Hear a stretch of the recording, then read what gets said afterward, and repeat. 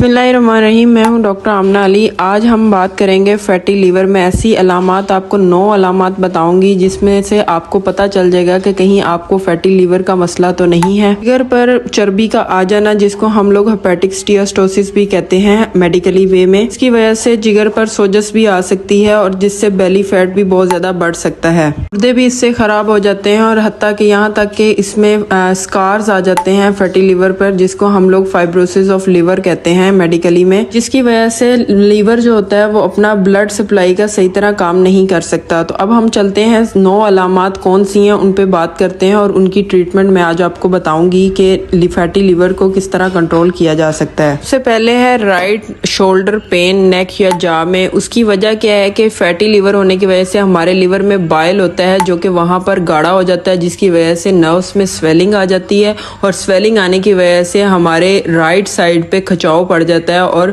उससे शोल्डर नेक और जॉ में पेन स्टार्ट हो जाती है। दूसरी इसकी अलामत है बेली फैट, जो कि आपकी काफी अरसे से जमा हुई है मिड सेक्शन के अंदर। बेली फैट की वजह से भी आपको फैटी लीवर हो सकता है।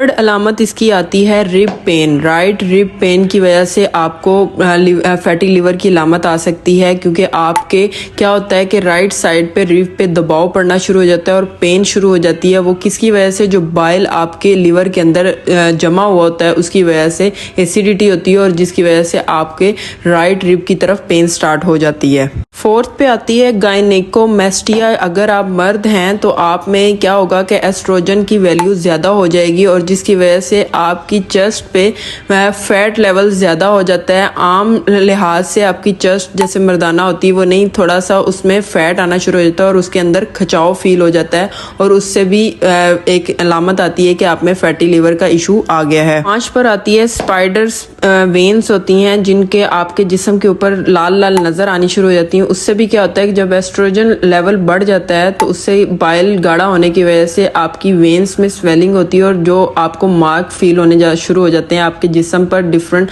स्पाइडर फॉर्म में रेड कलर की वेन्स शो होना शुरू हो जाती हैं। 6 पर आती है इचिंग हैंड एंड फिट्स, जो कि आपके हाथों और पाँव पर खारिश होना शुरू हो जाती है। जो बाइल आपके लीवर में जमा होती है वो क्या होती है कि एक वक्त आता है कि आपकी स्किन के नीचे जिस्म के अदर जगह पर भी जमा होना शुरू हो जाती है, जिससे इचिंग शुरू हो जाती है। तो हाथों और पाँव पर अक्सर खारिश रहती है। 7 पर है अडीमा, जिससे क्या होता है कि आपके पाँव पर स्वेलिंग, राइट पाँव पर स्वेलिंग स्टार्ट हो जाती है जॉइंट के अंदर, तो उस पे भी आप कह सकते हैं कि फैटी लीवर हो सकता है। नंबर 8 पर हाइपोथायराइडिज्म होता है, जिसमें थायराइड की कमी हो जाना, उसके पे भी आप कह सकते हैं कि फैटी लीवर का इशू है। और सिरोसिस होने की वजह से क्या होगा कि आपका थायराइड T3 से T4 में कन्वर्ट हो जाता है और जिससे क्या होता है कि आपको हाइपोथायराइडिज्म हो जाता है। नंबर 9 पे आती है फटीक हो जाना।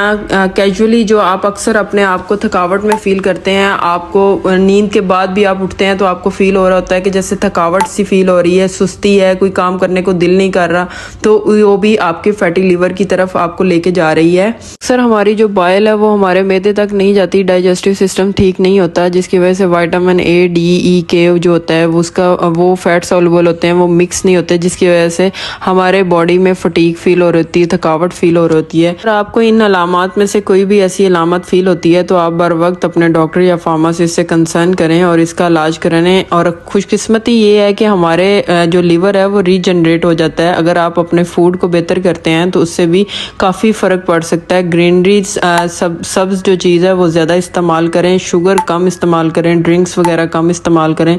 ये अक्सर जो होता है वो शुगर और ड्रिंक्स की वजह से होता है, ज़्यादातर फैटी चीज़ें खाने से होता है, तो उनसे गुरेज करें, ग्रीनरी पे आएँ।